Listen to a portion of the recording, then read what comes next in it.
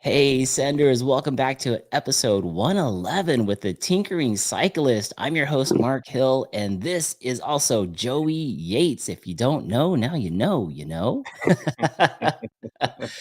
Joey, happy Thursday, my man. Thursday. That means we're 2 days away from riding, right? This Yeah, weekend. Whew, yeah. I like to looking think of forward to it. Thursday as like Friday Eve because it Yes. it Yeah. feels like Christmas is around the corner. Yes. Anything new, Joey, out on the trails? Any new whispers that you've been hearing out there?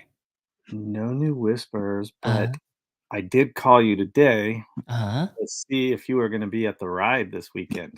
So Oh, which Tommy's throwing a ride with SSB, oh, and yes. I'm looking like I'm going that way. That is the SSB takeover. Yes, you're right. Yes. May 21st, SSB takeover with Tommy. Uh, Dude, there's gonna be a lot of cool vendors that are gonna be there. They did this last year, and basically everybody meets at that park area in Aliso. Yes. And fill up their water bottles right there, and then they take off from there. But yeah, that's going to be at 8:15. I'm sorry, 8 a.m. is going to be there. And dude, there's going to be Freedom Lovers that are going to be there. Yoshimura, Unspoken, SpokeX, Better Bolts, Crank Brothers, and of course, after the ride, SSB was there with their cleaning spray and tire sealant if you need Uh, it, and just good times, man. That's gonna be a good one. that's the perfect place for a ride too, because every lap you come back through that park. So if Yes, you want to skip a lap or you want to fill up your water bottle or whatever, it's just a good location for it. that's a great They spot. were saying get there at the first ride's going to take off at 8:30 for the advanced riders, and then they'll come back at 9 o'clock pick up not the advanced riders, more Got novice rides. So yeah, you can pick gotcha. your poison that day. Pick your poison that day. Again, weather-wise, looking like it's gonna be an epic Oh yeah, SoCal day, which is gonna be whew, pretty amazing. And good. speaking of Freedom Lovers, you and I saw Freedom Lovers. Where did we see those at? Who had them on their bike? Was it Tony Luna who had him on Mm, his bike? possibly. Those things are dope. Those things are like they look like a Shimano lever, like real nice trigger feel, Right, but right, you could right. put them on the TRPs. Yeah, they were good looking. Yeah, I need to get Yeah. some freedom levers in my life. I'm reading this here from Mia. I need some SSB in my life. Yes, yes. And also on the 21st, you guys, on May, OG Mayfer is debuting his trails out there in Lake Elsinore. It's a Simpson themed trail system. He's going to be having people meet up. 8:15 is the meetup. 8:30 is the rollout. That's OG Mayfer. Check out his Instagram channel for the specific location, OG_Mayfer. And that is also a great thing. Man, there's a lot of Oh, good rides going nice. on this weekend. It's pretty good. That sounds great. Yes, yes. And did you hear about this guy, Johnny U? What happened to his fingertips? I had a really busy week, so I Uh, just read about that or saw that yesterday, I think, so I didn't reach out to him, but man, oh man, he chopped his finger off yes, on right. Mother's Day. On Mother's Day. I don't know if there was any drinking involved, but it was definitely boating, Yeah, relaxation stations, maybe a and little pinch between the dock and the boat, I don't know, who knows? A yeah, shark sounded like attack? I'm gonna go with yeah, let's go with shark. let's go with a good one. Let's get us some street cred. This shark and this alligator were Yeah. coming after him, and Johnny dropped his drink in the water, and he was like, "Oh no, Oh, I'm going in." yeah. Right, Johnny? That's how it happened. Yeah. Oh man. Let's talk about real quick, Joey. Tuesdays with Craig and Joey. So Ooh. this week was a little crazy. Yeah, this week was a little violent. Yeah, what happened there? Usually a little, usually we're a little more on the humorous side, and it was a little more violent this week. Yeah. One of us was either excited or upset that somebody got a new bike. Oh, NBD. Yeah, so we don't, I I was either upset or I was excited. I don't know. Well, let's call Craig from the Craig and Oh Joey boy. post and see what Craig has to say about this. Let's see if he picks up. Please don't answer. Please don't answer. Please don't answer. What? Yo, what's up, my brother? Booyah! Craig and Joey, this post, Joey just basically said you got kicked in the water because of new bike day jealousy. Is that what's really going on? No, I didn't say wait he a got minute. kicked in the water. He might be the guy on the bike kicking me in the water because he thinks he's all cool on a new bike. I don't know. First of all, let's clear some things up. Hey, Mark, how you doing, brother? Welcome to the Segment Podcast, bro. Your voice is Man. live on the air. Your segment podcast is on fire, and I'm so excited for you and so happy for you. Thank you, Craig. Now, this Joey guy that you guys are all gaga about, like, oh, Joey's so special. He's so cute. He's such a nice guy. Let me tell you, he's Joey the Doughy. He's not a nice guy. I mean, I love him, but I have to. We're theoretically stepbrothers, and it's one of those things you just have to roll with it. Look, we don't disclose a whole lot of these videos and who is and who isn't, but yeah. Look, the guy's got more money than the salt in the Brunei, and he's mad that I get a new bike. Oh, let's go for a ride. I knew what he was going to do. I tried to get to the inside of him. He wouldn't let me. He kicked me in the water. So, yeah, that was me. Craig, that was you in the water? Oh, okay. That's how the story's going to go. Joey, right. Joey can't even remember. I thought that was you on your new bike. You were so excited you knocked me in the water.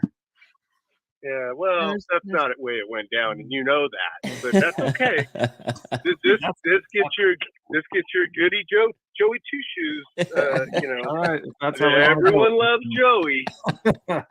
Well, tune in next Tuesday for the next drop and adventure from Craig and Joey. And where are these Craig and Joey? These Tuesdays of the Craig and Joey, they're pumping out on Uncaged Instagram. Is that where it's at?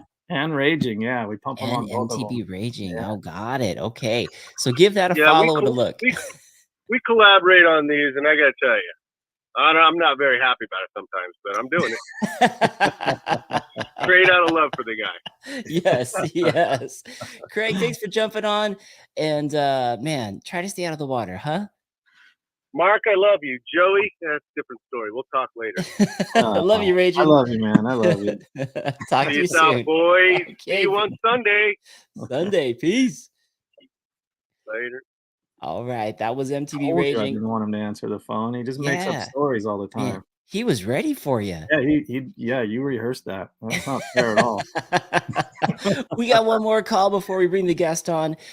We got this guy's doing some great things out of Corona. Austin from Generation MTB. Now, this is going to be good. You guys that are watching this, that are married, this is actually his anniversary with his wife. And for some reason, I feel like we called him last year on his anniversary and he picked up. So we're going to try it again and see if he picks up. Here we go. Calling Austin from Generation MTB. Hi, you've reached Austin Riley with Empire Work. Oh, he passed. Oh man, that was a trap. He passed. Yes. Mrs. Austin, you got a good guy there. Yeah. Here, let's test him one more time. Oh, he can't push the button fast enough. Oh, Austin. Dude, my wife was literally calling you right now while you called. Oh no, and you picked up our call? Well, yeah, I texted her and told her I was getting on with you guys. Oh man, we'll let you go real quick because I know it's your anniversary, and for some reason I feel like we called you last year on your guys' anniversary. So that's so funny. That is hilarious. But real quick, yeah, Austin, it's a big 1-0. Congratulations, a decade, excellent, man. Thank you, much appreciated, guys. That is awesome. Now, Austin, real quick, tell us a little bit about the night ride that you did with your crew, and then what are you doing for the Miles for May, collaborating with Zach? Oh, cool. Thanks, man. Yeah, so the night ride was cool. We did Troy Lee. I've been trying to do kind of like an annual Skyline to Skyland Aleworks ride, and so we climb up Skyline and we go to Troy Lee, and then we bomb Troy Lee at nighttime, and then we'll grab some brews and hang out after at Skyland Brewery. It was a really good time. We didn't have that many people out. Not too many people like that climb out at Troy Lee too much. Yeah. And my e-bike is broken right now, so I didn't like it either. Yeah. but no, it was a good time and just adding to those miles like you talked about. That is awesome. And where can people, if they want to go on a night ride with you, do they just follow you on your Instagram page? Yeah, at Generation MTB, or they can go to our Facebook page. That's where most of the events go up. And I post those, whenever we're having a big event, they go up on the Facebook page and the Instagram page. Beautiful, beautiful. And you guys are racking up Yeah. some miles for this Miles for May. What's happening there? Oh, good question. So Zach is doing some awareness around Brain Tumor Awareness Month. It's Go Gray in May, and we wanted to team up with Zach. We actually have a team member from Generation MTB who's also been personally affected by a brain tumor in his family. And when Zach started posting up his facts of the day for month of May regarding brain tumor awareness, we wanted to get involved. And so we brainstormed, me and a couple of guys from the crew, and talked about how we could get involved and how we could hopefully create some awareness around this. And so that's where the Miles for May challenge came up. And essentially it's just, go out, walk, go out, ride your bike, ride your dirt bike, your scooter, whatever it is that you can rack up the miles. And then basically at the end of the month, whatever miles you rode in May, you donate that money to the McKenna Clare Foundation, is the foundation that we partnered up with Zach. Excellent. And where can people click on that link to the McKenna Clare Foundation in order to donate? That's a good question. So we're periodically posting Instagram posts with the link on the post. And then there's also a link in my bio, but I've been told I think the link in bio doesn't work. So I'll just periodically post on the page. You can check on Tumor Warriors page as well, or you can just directly go to the McKenna Clare Foundation page on Instagram as well, and they have a link to donate there. Awesome. Austin, you're the man, bro. Thank you so much for doing what you do in order to do this. This is great, getting us all motivated for miles for a good cause. And check out his night ride, Generation MTB. Austin on his 10th anniversary, joining us on the Segment Podcast. You are a brave man. Yeah, thank you guys. I gotta go soon before I get in trouble. Yeah. We'll Venmo you some money for a drink for the anniversary. Thanks for jumping on the show, my brother. All right, Joey and Mark, have a good night, guys. Thank you, Austin. Thank you. Thanks, Austin. Mark. Wow. We have an update on the finger. Yes. Tell us, what is happening with Johnny's finger? Shark and alligator, both. Yeah, I knew it. Both, yeah. We were both right. Yeah. Yes. And then Laura, she wants us to take a moment. Okay, folks, let's all take a moment for Johnny U's finger. If we could all take a moment for the digit that is no more. And we're back, folks, to the Segment Podcast. Yes, thank you so much for tuning in. We do have the Tinkering Cyclist on the line tonight, and I know the next question is going to be, what finger was it for Johnny? So think about, if your drink or phone fell in the water, which finger would you be willing to sacrifice to get those back if an alligator and a shark are bidding for it? What would you put in there, Joey? Ooh. Well, I mean, I'm going with I'm going to lose the good fingers. Right? I guess there's no time to really think about it. That's so true. It's not like I'm going to pick it up with my pinky or my thumb. So, yeah. Well, with that being said, pointer finger. Your pointer finger, I know, right? It'd probably be the pointer finger or thumb, the ones we use the most. But then no brakes. We would be just flying down the hill. Yeah. Yeah, you don't want to touch those coward levers anyhow. Yes.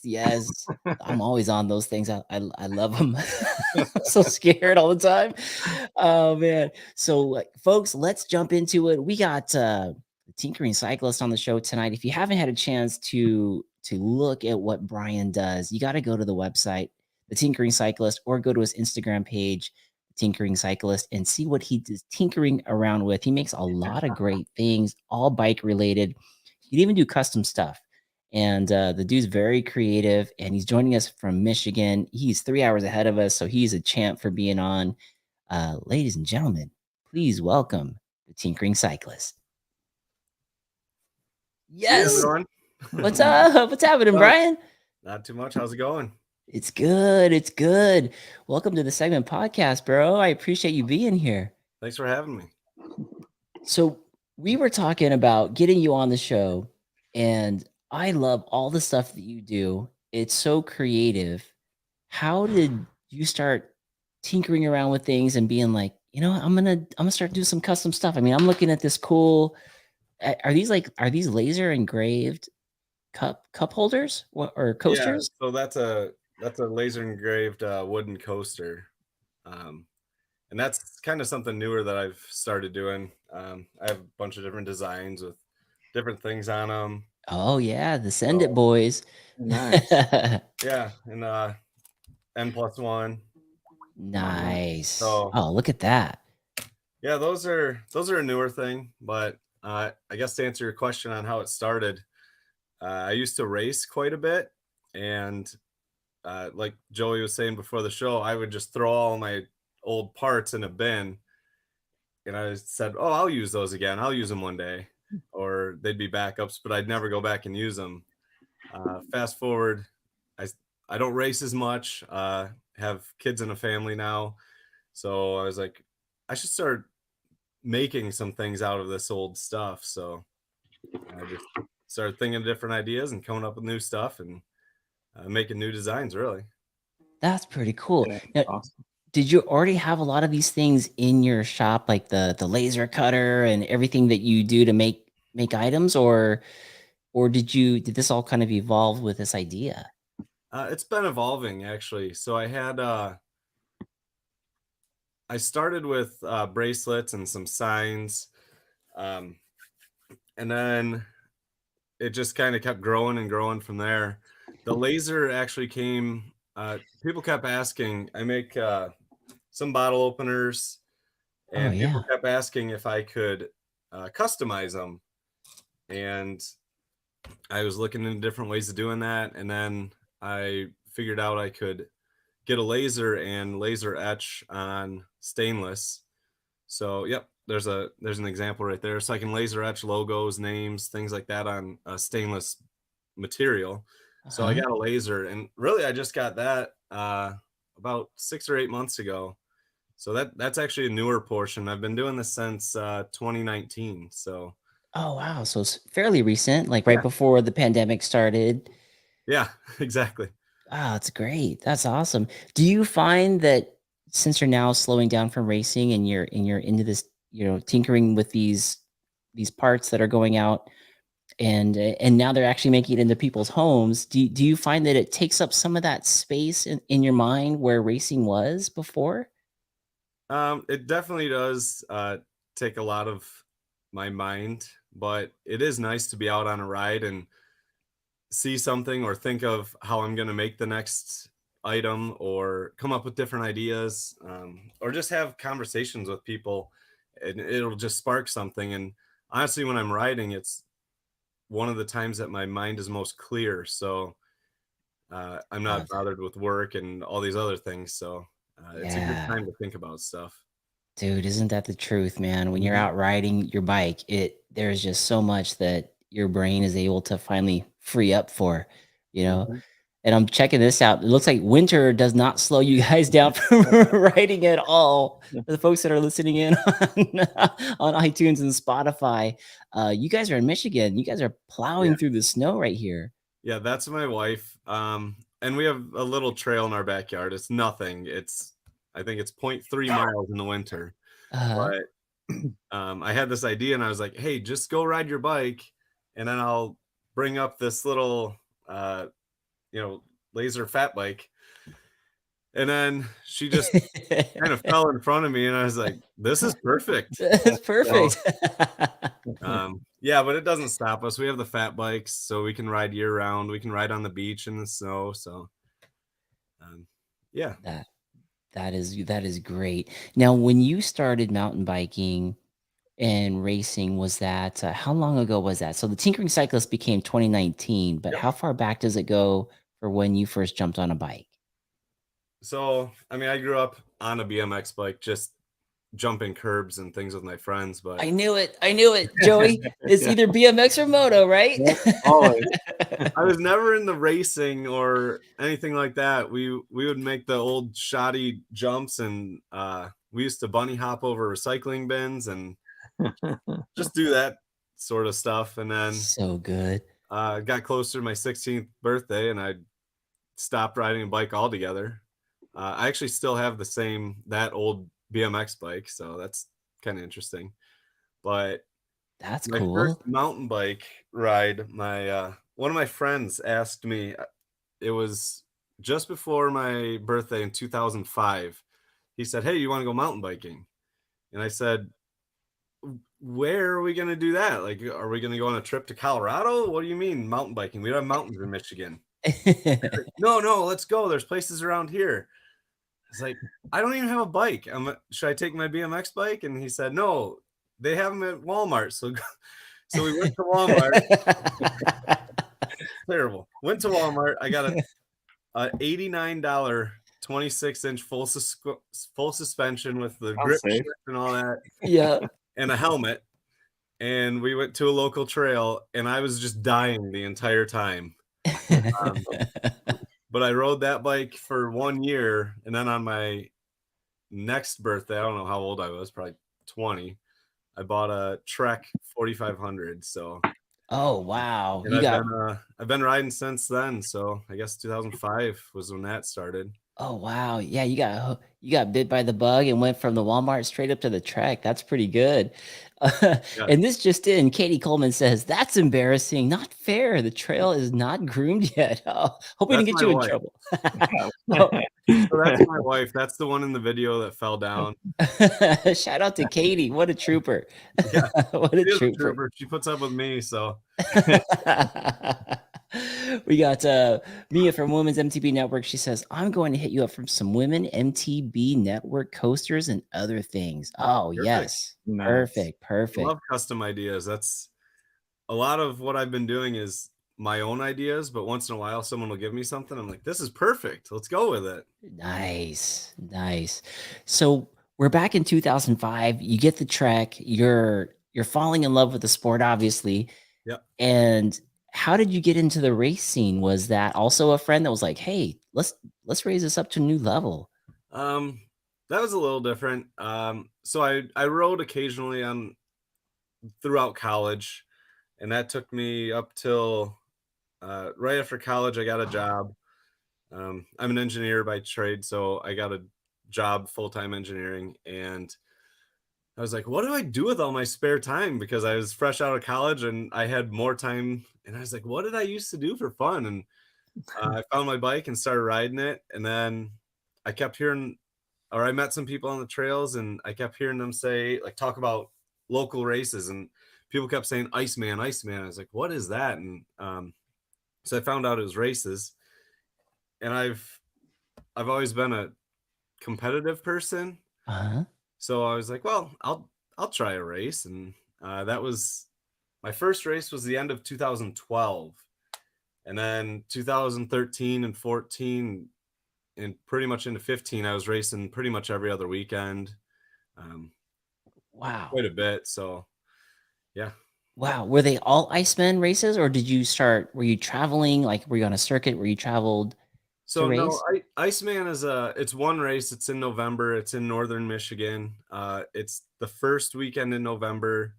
That's just one race, but I did join a point series. I entered as a beginner. So you do 8, 12 races, whatever, and you get points. And then at the end of the year, they, accumulate to something. So I did some of that, and really it was kind of nice because I didn't grow up traveling much.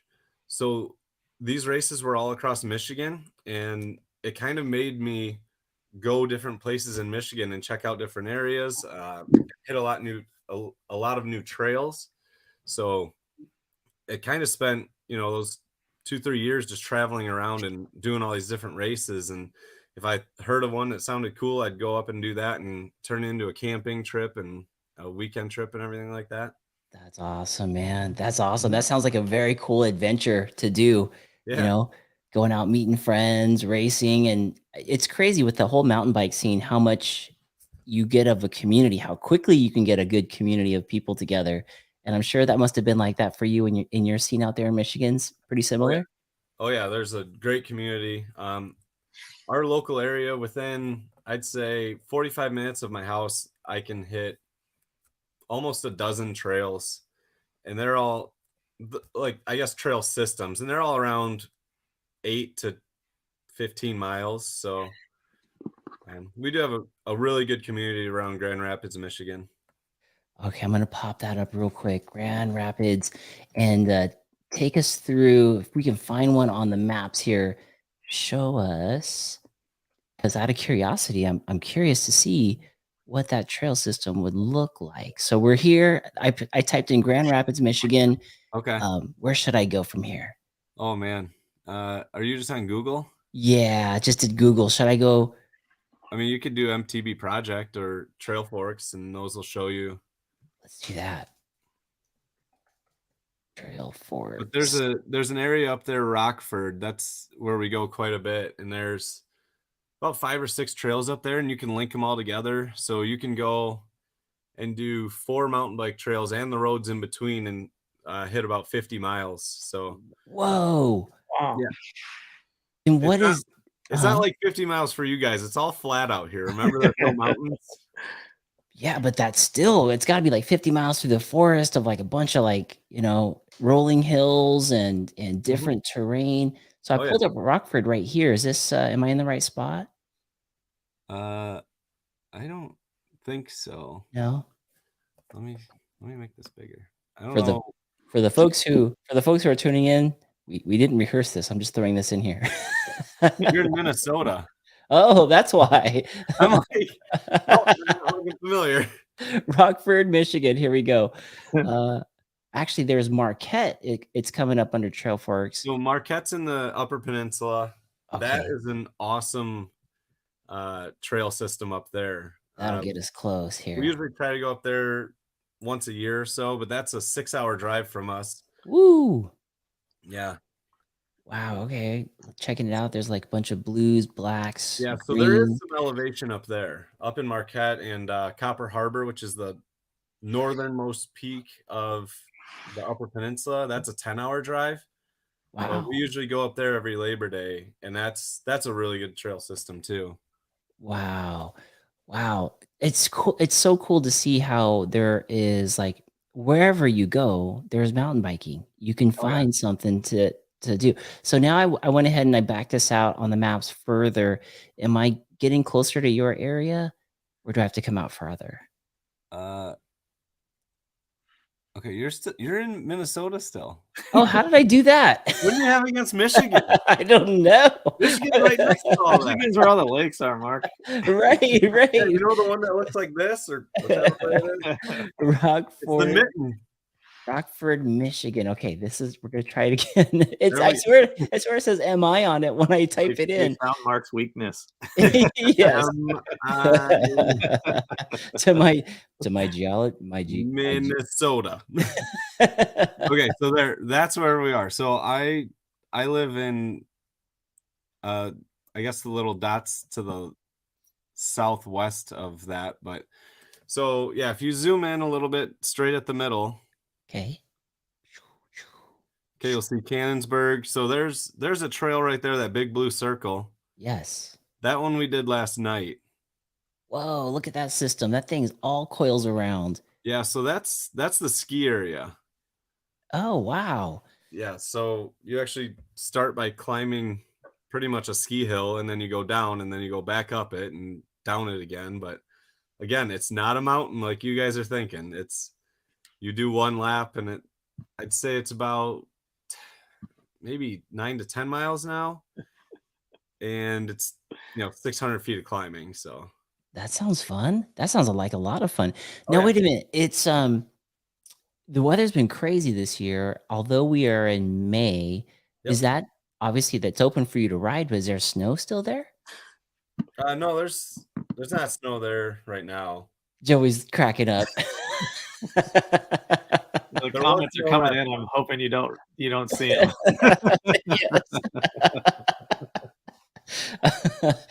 Yes, I was just called out for such a smart guy. Mark doesn't know shit about geography. And he says, I'm the not got 9. Michigan, Minnesota. I don't know. Is this an IT issue or a geography issue? I'm not sure. I'm not sure. I swear I was typing in MI and it kept popping me over. But okay, so these are close to you. These are your local spots. Yep. Now, what's this one right here? This is a East Pond Plummet. It's a black. This looks pretty dope. Yeah, I mean, most of what we have in this area, this is all flow trail. So it's good to go down. It's fun to go downhill. It's not that bad to climb because it's all stepped, and so it's not that bad. The bigger trails, so like up in Marquette and Copper, that's where a lot of the more technical trails are with rocks and more crazy features. But yeah, most of my trails around here are pretty tame and just like a flow trail. Oh, that sounds fun, man. I love flow trails. Flow trails are so good. Yeah, that looks so. Now with you riding these trails as your local, the folks out there that are riding, the guys and girls, are they on more of short travel bikes, hardtail? I think you're on a hardtail, yeah, Brian? Yeah, I have hardtail. Well, I have one bike with suspension. It's a hardtail, but other than that, I'll ride a rigid single speed or my fat bike, which is rigid as well. But most of my friends have a hardtail or short travel full suspension. But that's all that's really needed around here. Even on the single speed, the being rigid, I don't get beat up that bad. So Dude, you're probably fast as hell on that single speed too. I used to be. I think he's modest. I think he's modest. No, I'm all washed up. I'm just panting at the back of the herd now. The wisdom is there. You're like, you got to get in high on this berm, folks, before you. That is the one thing. I still do have some efficiency, and my bike is under 20 pounds. So those are my two secrets. If people figure that out, then they'll all be as fast as me. So I have to hold on to those while I can, so I can keep up a little bit. Right. Just start sticking magnets on everyone's bike to like weigh them down. Exactly. SSB is in the audience. What's up, John? Good to see you, brother. He says, good evening, everyone, and cheers around from John there at SSB. So you're riding those trails out there. Oh, Trail Pimp. I guess let's check in with the chat. Trail Pimp says, I was still riding an enduro bike on the flats. It's more work. You might get lapped there, Trail Pimp. Yeah, my buddy and I, we switched bikes. He had a Santa Cruz Blur, and it was all decked out. It's awesome bike.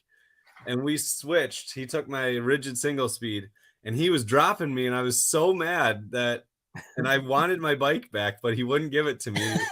It's just so much more pedaling, and it's unnecessary here.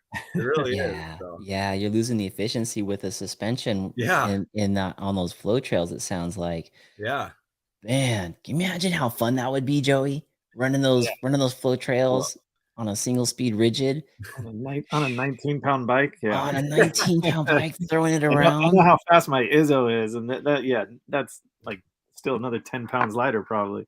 Yeah.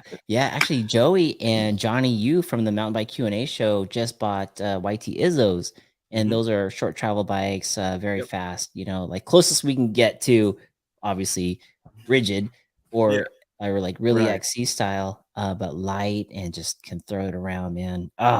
Dude, I'm daydreaming about those trails. I'm gonna pop it back up for the folks that are listening in on Spotify and iTunes. There are these great flow trails out here in, I just want to say it, Michigan, not Minnesota. Minnesota that you could go ride. Oh man, that's so cool. MT Raging says, I wanted my bike back, but he wouldn't give it to me. Sounds like all he wanted was a Pepsi. Yeah. Oh man. Now, Brian, with the Tinkering Cyclist, I know you have your job as the engineer. Do you find that mountain biking and tinkering has been like a great, I guess what I'm trying to get at is when we're out on mountain bikes, it's so meditative, right? It's like all your cares go away. You're present. You're living in the moment, which we don't get to do very often these days with work and internet and everything else. But do you find that tinkering around and making products like this also puts you in that same state? Is that like an extended piece of the mountain biking, or does it feel like work? It's definitely not work. I wouldn't be doing it if it was work. It is quite meditative. When I sit there and clean chains for hours, sometimes I'm just sitting there thinking, and it's nice to turn my brain off, because if you're sitting there on social media, you're mindlessly scrolling and nothing is coming, original ideas are coming to my brain. But if I'm sitting there, my hands are busy and I'm just sitting there thinking, it's like, okay, I start thinking of how I'm going to make the next product or what I'm going to make. So it does kind of clear my mind, and it keeps my hands busy, so I'm not just numblessly scrolling on social media. Yes. But Yeah. Yeah, totally, totally. That and when you do that, geez, like minutes, hours go by so fast.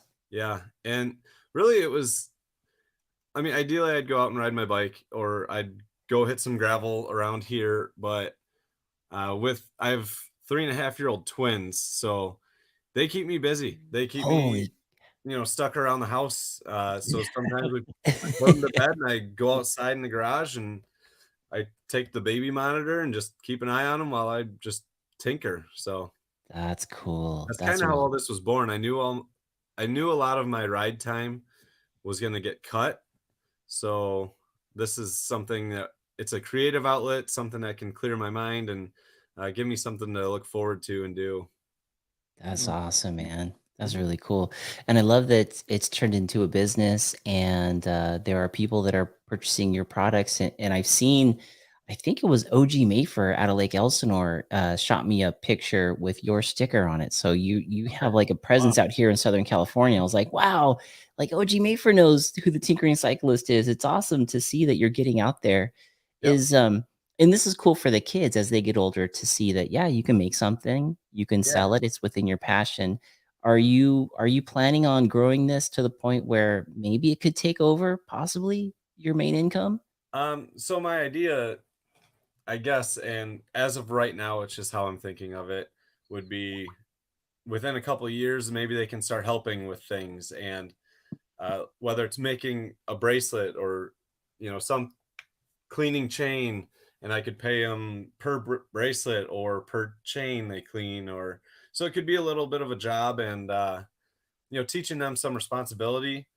And then depending on how long it lasts, if this keeps going, if it could lead me to early retirement or give me something to do, uh, to get into retirement earlier, because that's one of the things that what my wife and I are saving for, is retiring a little early. So if this is something that's like, hey, you can do it, you just have to make X amount of dollars per year. Okay, cool. Yeah. I don't see it replacing my full-time income. I'd have to be sitting making bracelets for 15 hours a day. Right. To get Um, yeah. but yeah, I mean, it's a nice little, what I think of it as a hobby, and most hobbies cost money, but this one's nice because it actually brings in some money. For the most part, I'm sinking it all right back in, or I'm buying bike parts for myself, and then I turn those old bike parts into, other creations. But at least it's not me spending money. So that's the way I'm Right. looking at it. Yeah, no, that's really good. I think it was Joey when we had outside Brandon on the show. And I think you were in the chats, Brian, and I was like, we got to get these two together. Did Yeah. you guys ever connect? Because both of you have like these crazy creative minds. We messaged. So he added me or he started following me on Instagram right then. I've been watching some of his stuff, like his thing today where it cuts down the weeds. Oh yes, Right? the riding machete. Yeah. He does have a lot of great ideas, and yeah, I would totally collab with him if he wanted to. Yeah, I think that would be a good one. And I know that Joey here, he tinkers around a lot. He's got like a nice little station in his garage. So when before the show started, he was like, "Man, this guy's making some good stuff. I keep all my chains too." Yeah, I've got a you box have of tubs of them like this, and you just yeah. That's what I have right there. I have one like that too. It's all the reflectors. I don't know what to do with the reflectors, but they're gonna come in handy. So I've been saving reflectors, of course. I save everything. I'm Yeah, born order, but who's this? C for Racing says, Coleman, you are so cool. Tinkering Cyclist makes some sweet products. Nice. So, Nice. Yeah, the reflectors, that backyard trail that I have, I put them all around the trees so you could ride it at night. Oh, that's good. Oh, If you that's go one direction, it's all the white and orange ones. But if you go the other direction, it's all the red. the red ones going the wrong way. Yep. Oh, Well, that's it's just the other way. So the other way.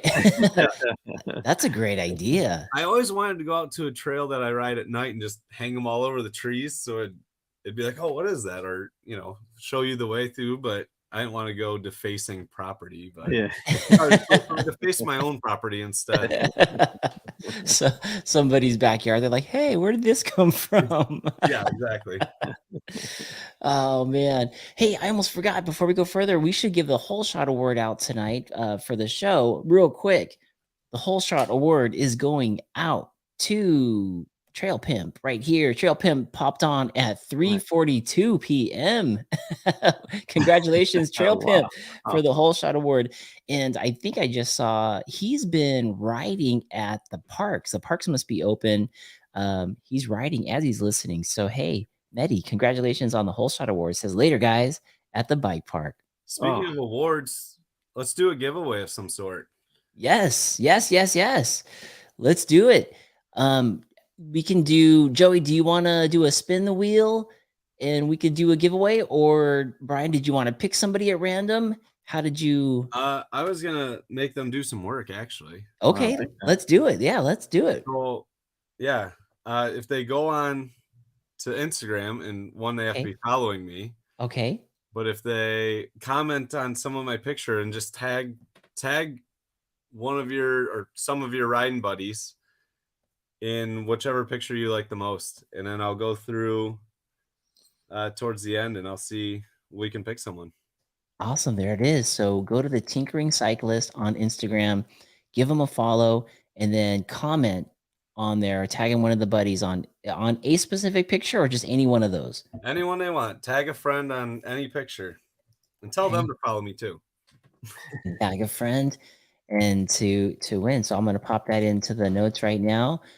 Should we keep this to the live chat tonight, or do you want to open it up and give it a couple days for it to land on Spotify and iTunes? Yeah, we can do that. I don't know how long that usually takes, but yeah, it'll go live over the weekend. So maybe you could, if you want to select on Monday, or you could give out something tonight. It's totally up to you. Yeah, no, let's do Monday. That sounds good. Okay, Monday says good. Oh, Lauren says, will work for prizes. You got to get her on the show. We do have to get Lauren on the show. She says, wait, I don't have any writing buddies. She can tag Johnny. Johnny. Well, he can't ride right now. He doesn't count. He doesn't have brakes. Yeah, there's no. He doesn't need brakes. He doesn't need brakes. He's fast. Yeah, he's fine. Look at this Spokesman guy. TB with a donation to the show, $19.99 at dinner with wife. Everybody enjoy the night and go ride tomorrow if you can. And, yes. and get on Spokesman's page and check out his bike shop that he's building right now. It's up there with Seth's Bike Hacks. Yes, yeah. Spokesman, a really nice man cave together. Yes, he did. It's called a bike cave. Bike cave. His bike cave. He just moved to. Well, I won't say the specific address, but he moved to. He moved to 555 Alpine Drive. No, he's in the beautiful city of Durango. And just purchased a beautiful home, and man, dialing out that bike cave, that's for sure. Yeah, it's looking good. Mountain Bike Unit is his spokesman. Lauren says, no, Lauren. Brian, let's check in with the chat and just see if we have any questions in here and give some shout outs. So I've been seeing, obviously, we had Trail Pimp with the Whole Shot Award. We got Women's Mountain Bike Network in here. She says, I need some of your bracelets in my life. Yes. Yeah. Speaking of, got one right here that was just sent to me. Look at this. This thing is awesome. I'm going to wear this. I know the kids are going to try to take it, but I'm going to wear this for luck on the trails. What is, speaking of things like this, bracelets and items, what are some of the best sellers that you've put out there? Definitely bracelets. That's one of the biggest. And everything kind of comes through in spurts. I have different coasters. I've had.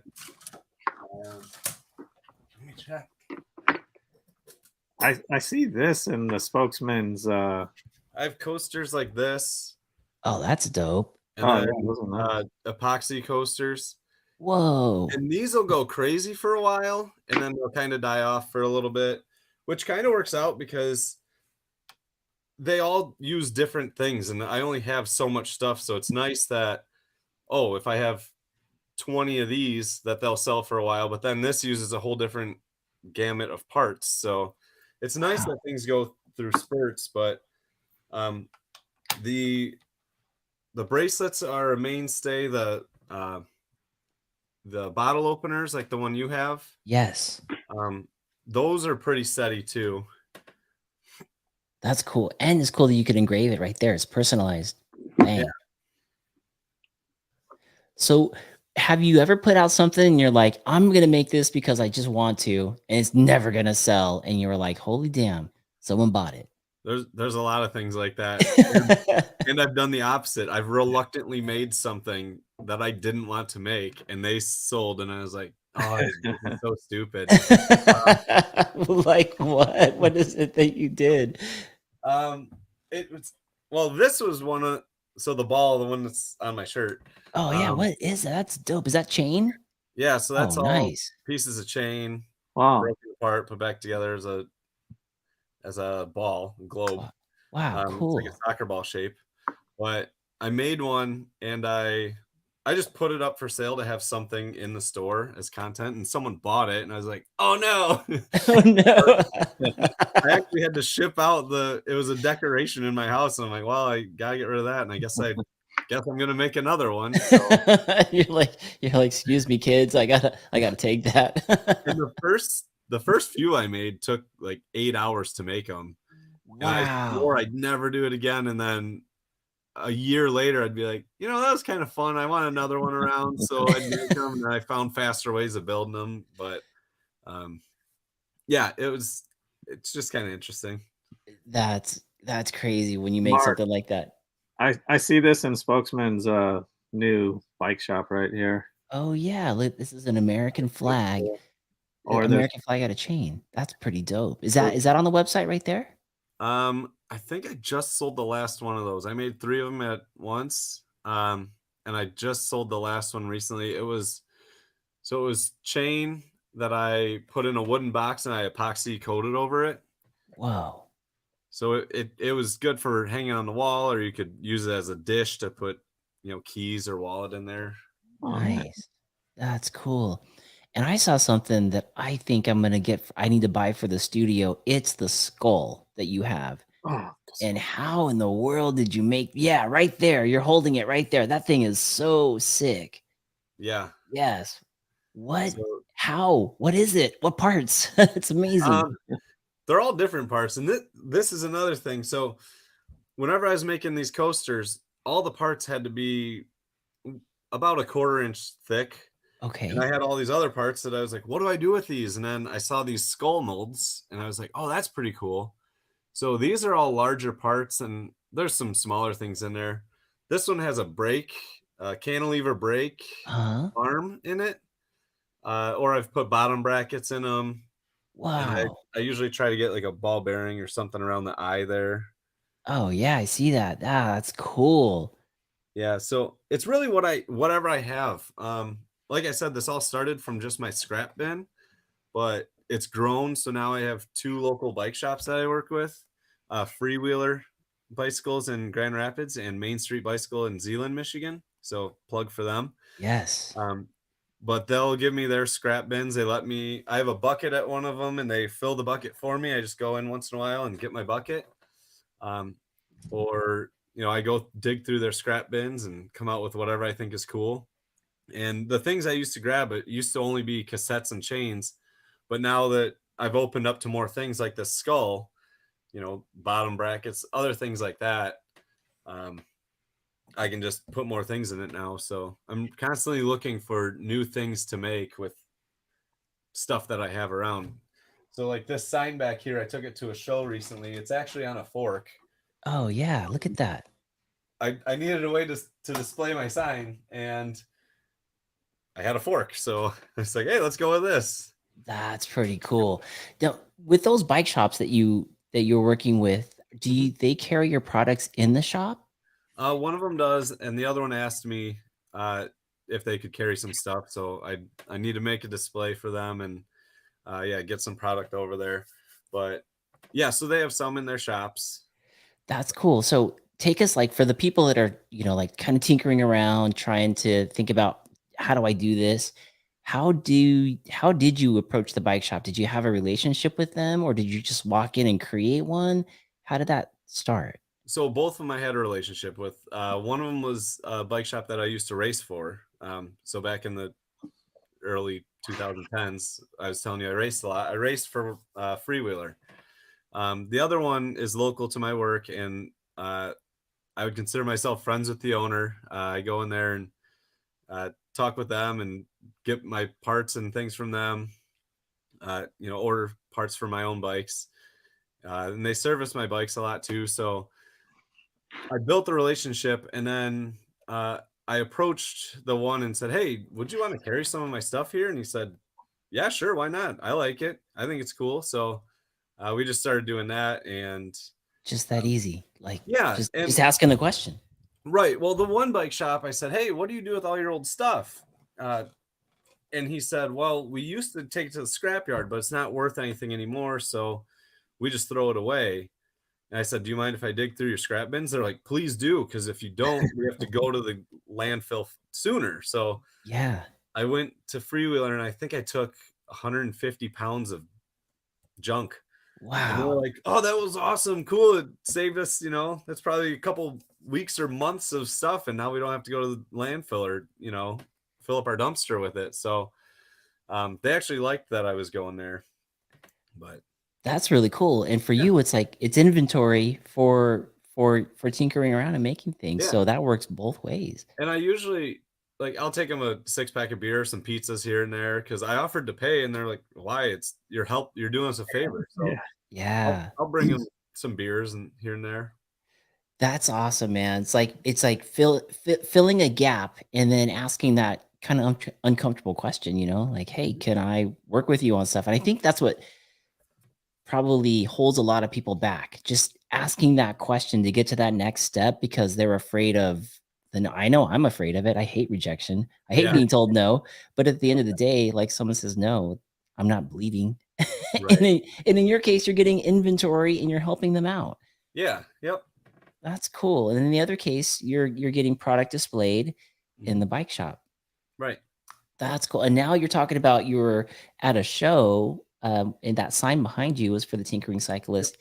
Now that you've grown to shows, is it something that's part of the bike shops that you've gone to, or did you seek out like a mountain bike festival and say, "Hey, I want to get in on this"? So actually, that was through one of the bike shops. It was a bikes and beer night, and the owner of the bike shop said, "Hey, do you want to come be a part of this?" I said, "Well, will there be bikes and beers?" He said, "Yes." Sounds great. I'll be there. Sounds awesome. So that's the one and only event I have done. Um, I'm not that interested in doing a bunch of events because those are on weekends. I don't want to be working on the weekend.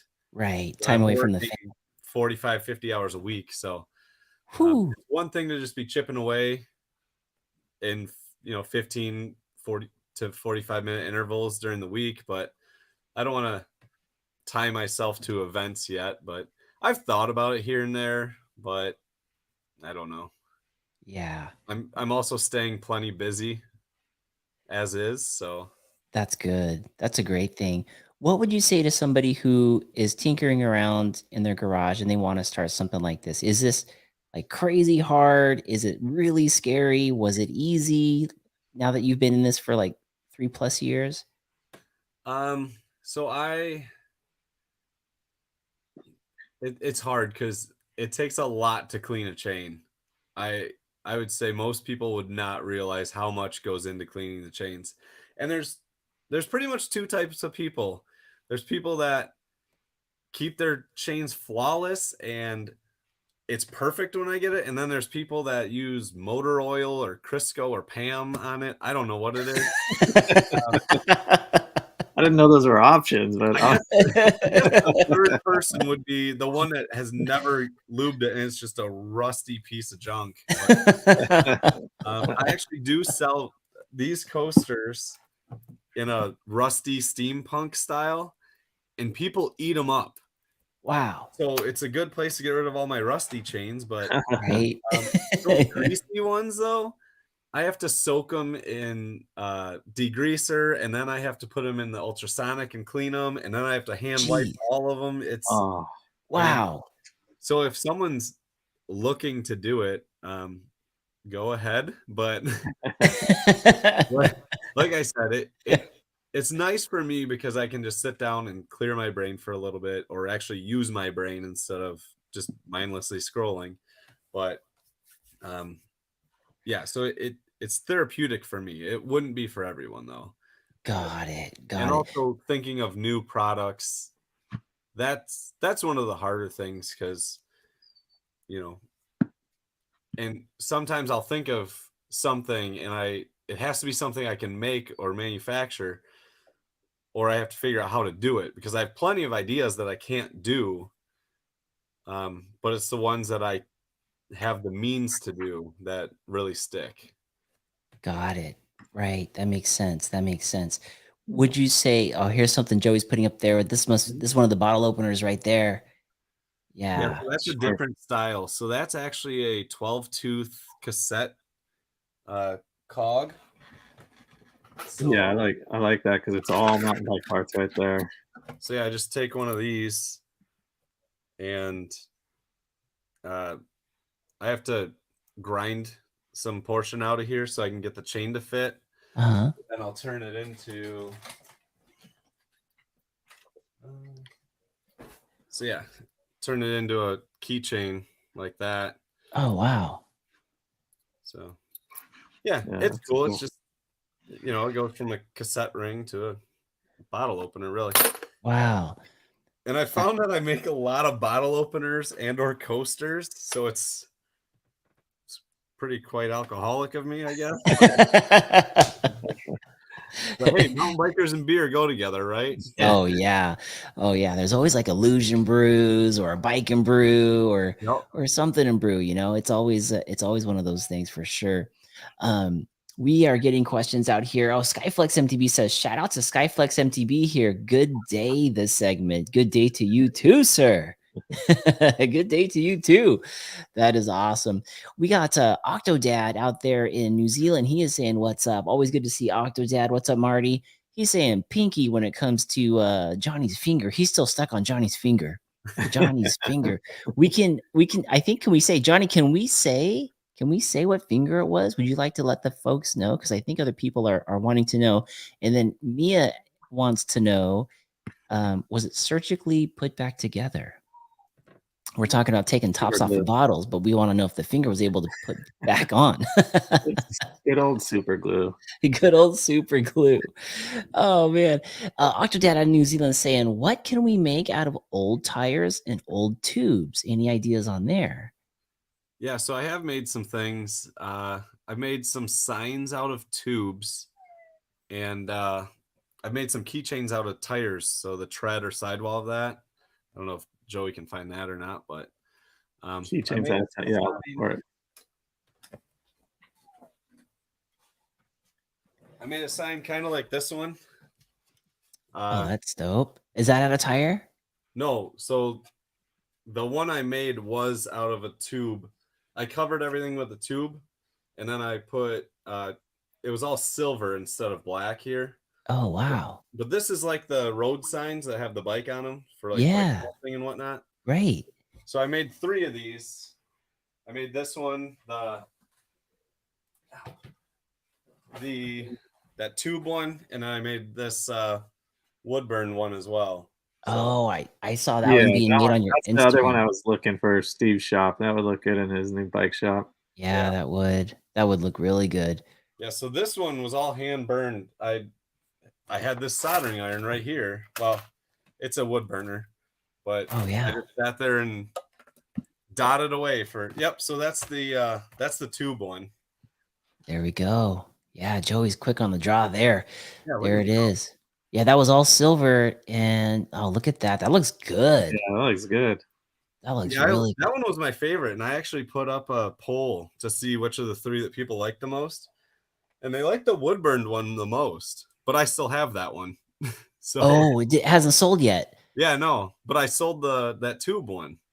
Dang, that looks cool, man. That was on a 29er too. 29 by 1.75. Look at that. Yeah. 1.76. Yes. So good. Now, are there ideas about, do you have any idea that's going to be dropping into the shop here recently? If people are just coming onto this and looking at Oh, it. Lauren had an idea. Yeah? Yeah. What was Let Lauren? me remove this. Lauren says, you could epoxy a dead rat and it will sell. Epoxy's where it's at. I Sold. don't have any of those, but Marketing director. maybe why don't I epoxy a fingertip in the next In the skull. Yeah. I'll put body parts in the skulls. That'll be fun. Lauren just said, Joey was putting up, hey, we're all stuck on Johnny's finger except Johnny's finger. That is. Is it too soon? Is it too soon? Johnny, is it too soon? Is it too soon? Oh, no. Johnny says this is about tinkering. Go buy his stuff. Amazing products. I'll be able to say I knew him when.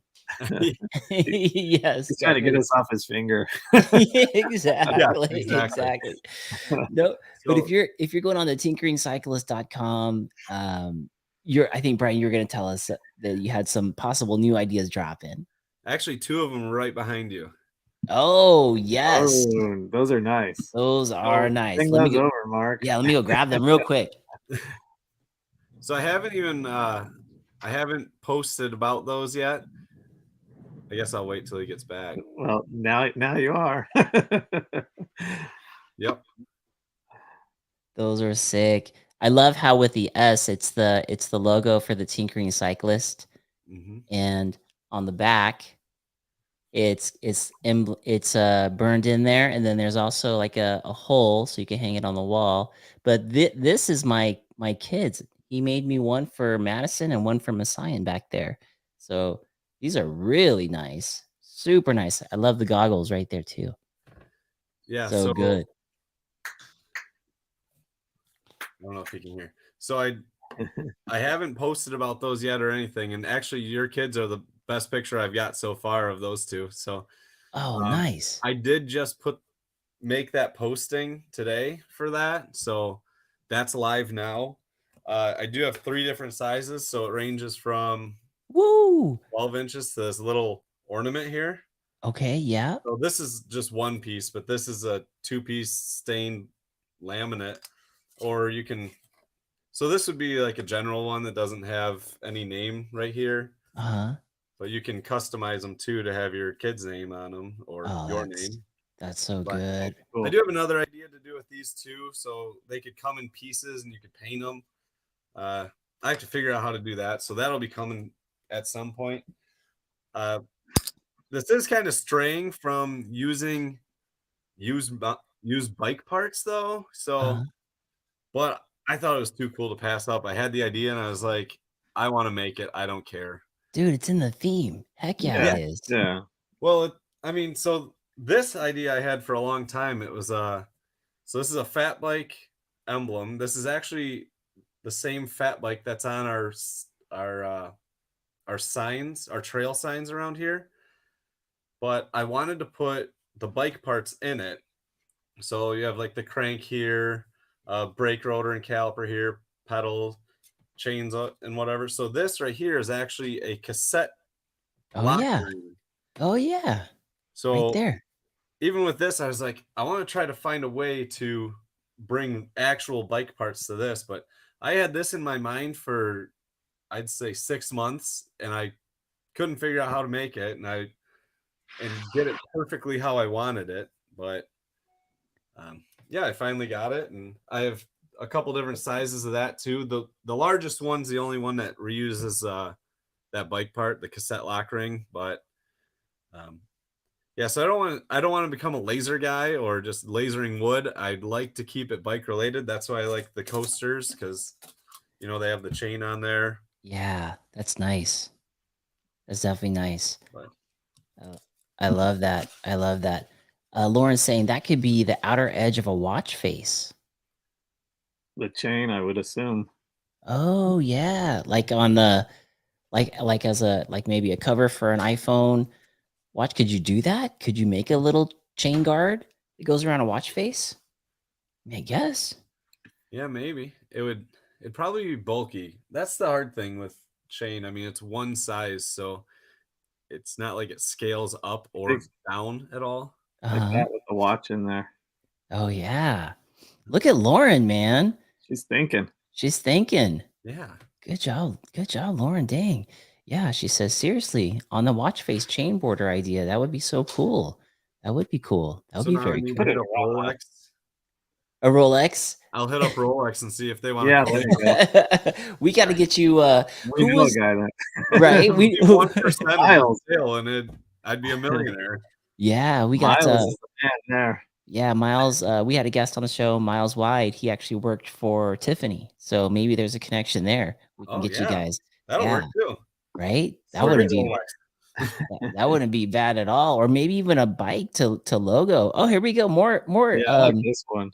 Oh, we're clicking at the same time. Johnny's saying, I like a phone case. Got the chain around it. Yeah. That would be dope. Or And then, inlaid on the back. right? And then your magnetic things everywhere. You could like magnetically pop that on there because it magnetize to the chain, and then you can shoot clips from that. Some stuff be thinking here. Yeah, keep rolling. Keep going with it. Trail Monster, who is at work right now. So hey, don't tell the boss, but Trail Monster is possibly, allegedly at work listening to us. He says, "Great stuff you make."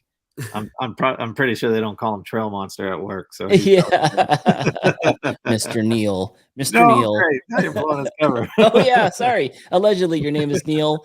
I don't know who you are, but and I think he said it like this: "It's great stuff you make."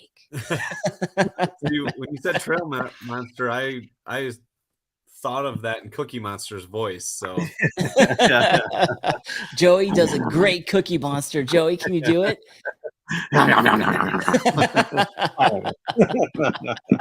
how I eat my cookies, though. We have a question here from Johnny. He's saying, "What about hats? Are they limited?" So I have a few different styles. These ones are new. I got them last week or so. And then I have a different style that just has the other Tinkering Cyclist logo on it. And then in all of them, I push a chain link into. Oh yeah, no way. The brim. Oh, that's cool. But dude. Yeah, so I do have these. These are everything I have is up on the web on Etsy. I will eventually make my own website, but it's just time. It's would I rather be making something or making a website? So right, making something's way more fun. Yeah, it is. I just need a web guy. Yeah. So if anyone's looking for something to do on the side. Yes. Well, you could also make Joey a num num num hat. Oh yeah. On it. Only if it smells like cookies, though. Exactly. Or has a cookie holder. It needs a cookie holder too. Whenever Joey and I are riding a place it's close to us called Sky Park, we can never leave there without hitting the cookie shop. There's this amazing cookie shop that Sky Park has, and Joey's like, "It's almost the end of the day. We got to go hit the cookie shop," and we're just eating cookies on the way down. Start with a cookie and end with a cookie. Nice. MTB Raging is saying, "Send me a hat. I promise next week I'll push Joey in the water." I like that idea. Actually had an idea for you. So how many times have we been out there and we break a chain and we don't have a master link? Because it's just this little thing that we should be carrying on us. And a lot of times if you're like, I'm just going to do a quick one on my local rip, I don't even think about bringing my hip pack. And then bam, it happens. If you had something like you have on your hat, but it's the master link that we could pull off somewhere? Like maybe it's on our watch, or maybe What's on your wrist right now? Is this my Master Link? That's a 12-speed Rainbow SRAM Eagle Master Link. That'll work on any 12-speed chain. Dude. Mark, it was so close. It was right there. It was right there. Somebody already thought of it. Somebody already thought of it. You're already wearing it. This is awesome. I have a Master Link. This is great. Joey, next time we're at a place that doesn't exist called Ted's. Yeah, we can pay that guy back next time. We can pay that guy back. Yeah. You got a Master Link from somebody. I used to just do standard chain links. And then one day I was like, and I've seen these made. People do them different styles. A lot of them have a clasp on it, which I just have these slide knots on there. Yeah, I love that. So, and I've never seen them done with the actual rollers of the chain. So if you've ever looked at a chain closely, there's the rollers in here. So that's what's actually on the sides of the link. Right there. Yeah. So then one day I was like, why don't I could do this with a Master Link, and then I'd always have one on me. And if you actually scroll through on my Instagram, there is a picture. I've actually used this link in a friend's bike. He had an 11-speed, and I ride all 10 speeds, but we used my 10-speed link on his 11-speed chain. He was able to ride out. He was able to get back to the car. That's awesome. Yep, right there. So that's my bracelet right there. Wow. Yeah, we cracked it apart and put it in the chain, and he rode out. So holy cow, that's awesome. I see that even biking with Bobo like that one. Look at that. That's pretty dope. Right that's probably there. The last one he liked. Tell him to get back on there. Yeah, that's pretty good. That's pretty good. That's pretty good endorsement right there. MT Radio says, you just blew my mind. Yes. Nice. Dude, this is amazing because how many times I see that on Seth's Bike Hacks when he does the product reviews. You can do that bracelet with the Master Link in there. Yeah. I've wanted to send it to him. Yeah. But he's pretty hard on a lot of products. Yeah, but that my psyche can take that. I'm fragile. How do you go wrong with that though? But the other thing is if he did like it and it went crazy, I don't know that I'd want to make that many bracelets. You gotta be ready for that. Right. And around Christmas, I'm already swamped. So I did send one to Sid and Mackie, and it was the beginning of December, and then I think they shared it on just their story on Instagram. And my sales were crazy that weekend. I had to go in and up the price so people would stop buying them because I think I had like 30 bracelets I had to make, and they're not fast. They take a good, 15, 20 minutes to make each one. So I'm like, and this is in December when I'm busy with, Christmas stuff. And that just sent my sales over, like through the roof. And I'm like, oh my gosh, I have to be more calculated when I do this. If I did it to Seth I thought about GMBN. I'm like, if they got a hold of it, I have to quit my job and just tie knots all day. Or wait for the twins to get a little older and they can help you with that part. There's another one Joey just brought up. That's on a necklace, huh? Is that another? Yeah. So, I can put quick links in here, but most of the people that buy my stuff just like that it's like bike related. They're not thinking of the form or the practicality of it. Yeah. Now bikers see it and they're like, oh, that's a quick link. That's cool. I like it. And that's why I have it there. But most of the sales are just a standard bracelet. That's a free chain that I've cleaned up and polished and, made into a bracelet. But I do have to buy the quick links and they're not cheap. So it is, it's more expensive than using a standard chain link, but there's a price point for everyone with them. So sure. Yeah. No, thank you for sending this. I have a 12-speed quick link Eagle SRAM. Look at that. Master link right there. 12-speed? I do. Sure. Okay. Oh yeah. I do. And I'm stoked on this thing. This thing is awesome. I really appreciate it. Tell people where they could, where can they go to buy this? I know you have a website that I've seen, but where are the two places they can go? Is it Instagram and the website? So yeah, mostly I'm trying to get Instagram followers, and most of my interaction is through that, but all of my sales are through Etsy. So, but I mean, if you see something or if you have an idea or custom idea, you can email me, you can Instagram me, you can do whatever. But everything for sale right now is just through Etsy.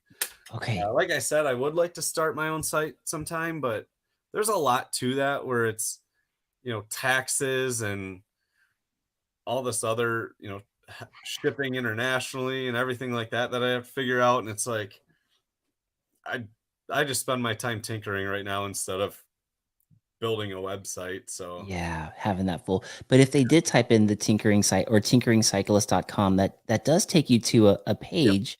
Can you add things to the cart there and buy, or is that more you for can't, show? yeah. So that's just like a landing page. Eventually, that's where all the sales will take place. I've thought about, I know you can sell things directly through Instagram, Facebook, things like that. But the more I spread myself, I don't know. I think I might lose track of things, and I don't want that to happen. So I do plan on doing a Shopify store at some point, but it's just time.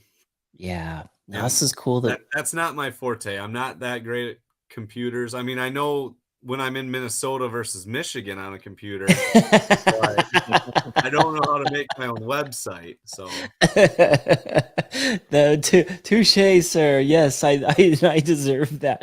Octodad is saying, what about bike cave hooks out of old parts? Yep. Levers, old frames, old cranks, or other larger parts.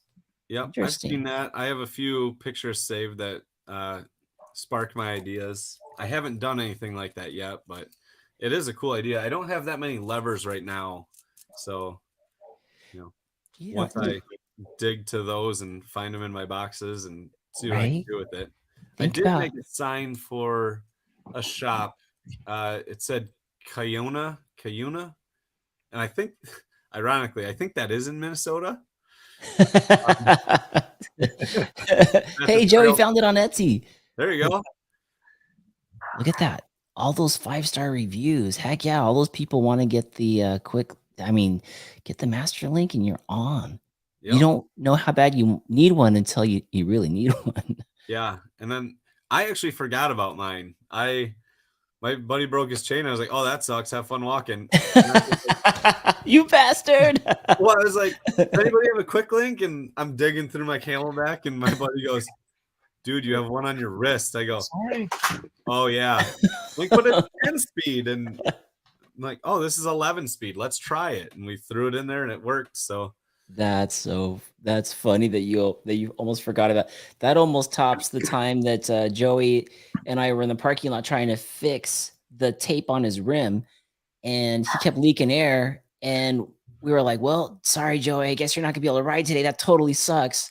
And then halfway through the ride, someone's like, did nobody give Joey a tube, an inner tube for his bike? We're like, oh crap, sorry. Yep. Oh man, I've had plenty of those moments. Yes, but now if it's chain related and you have 12 speed, I got you covered. If you see me out on the trails, ask me. I'll have this on me from the Tinkering Cyclist, which is awesome. And check out the Tinkering Cyclist, you guys, on Instagram. Brian, it's been so great to have you on the show. Of course, brother. Is there anything that you wanted to share that we didn't get a chance to tell the folks? Just a reminder for the giveaway. I'll be doing something Monday for that. Not sure what it'll be yet, but go on and follow me on Instagram. Tag your friends and tell them to follow me, and we'll get hooked up and get you something cool. But other than that, not really. Okay, yeah, check it out. Check out the Tinkering Cyclist. It's even been approved by Bobo, which we just saw on his page right there for the chain link. And Brian, you're doing some great things. I'm so glad that we caught you on this stage of your journey. I'm sure the next time we have you on the show, it's going to be crazy with websites and taxes and international shipping and all kinds of stuff. Yeah, maybe I won't be an engineer anymore. You never know. You never know. And I'll be tuning up on my geography so that I can tell the difference between Michigan and Minnesota. Oh man, Tinkering Cyclist, folks, on Instagram, Tinkering Cyclist as the landing page. And if you want to buy anything, make sure you head over to Etsy, type in Tinkering Cyclist, get yourself one of these wristbands for you, as well as other things. I'm going to be on there purchasing a skull here soon. So, Brian, thank you so much, brother. Thanks for having me. See ya. See you guys. Thank you for the chat. Mhm.